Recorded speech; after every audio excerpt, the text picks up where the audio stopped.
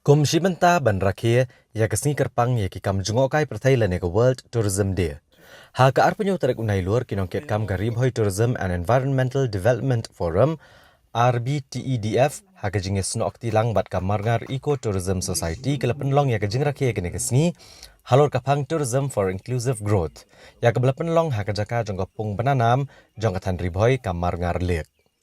Hakini kesini lawan Banishim Bentalang man pensingan yang kini program da uba bi no kendri u District Tourism Officer Kumukongsan ha kejingedon lang uba plelat tiuso chairman ka RBTEDF UCM karat marngar upa em Richard CM bat kiwe. Habakran kini kesini uba plelat tiuso chairman ka forum ula penpau kejing sngo kemen ka bakrau ba ka forum rengkat kejinge trailang bat ka marngar Eco Tourism Development Society kelio ban Rakhe kini kesini di kejing ang nuat ru bandang kentiau ka kam Jngohkai Pyrthei om tang ha kini kesnong nrai ha ka distrik hi brokawai ula penpau ru bawala ka kenhuan kala ang nuat ban penlong ka program ka basyongkun nrai namar kejing bam yo alat ka daw ka klam COVID-19 ka balakang lat ka kejing lom bonut kibreu nrai layo ban penlong ya ka program de ka babut renti ya kejing betha jong sarkar jilla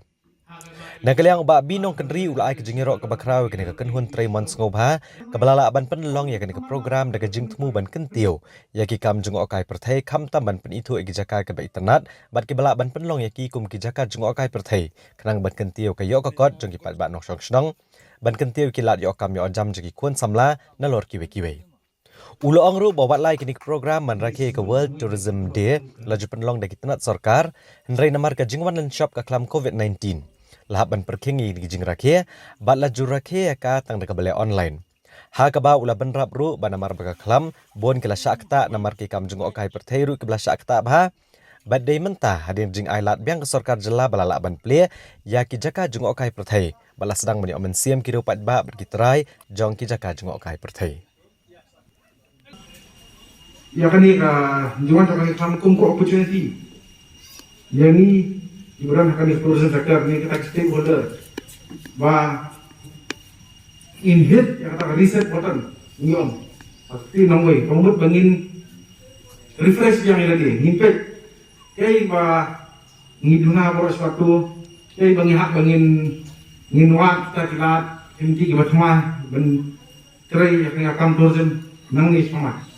buat kum ke department ru kum ben museum yang ini diberi bulan kali kam Jngohkai Pyrthei nyelasang yang kali ka research tourism mission buat kum sebentar yang kali research tourism mission ni la adopt ilai tadi ki principle ilai tadi ki mat tiba ngimut ban penyak keleng kejalan ini haki tourist spot ni tourist destination. Bagi kita di principle ni kimat kebenkong ya mereka bengin identify yang bengin itu no siapa apa carrying capacity jong kejaka dan jong tourist spot. Carrying capacity kebomot bahkan no kejaka kejong ki kalak bengkit si tourist.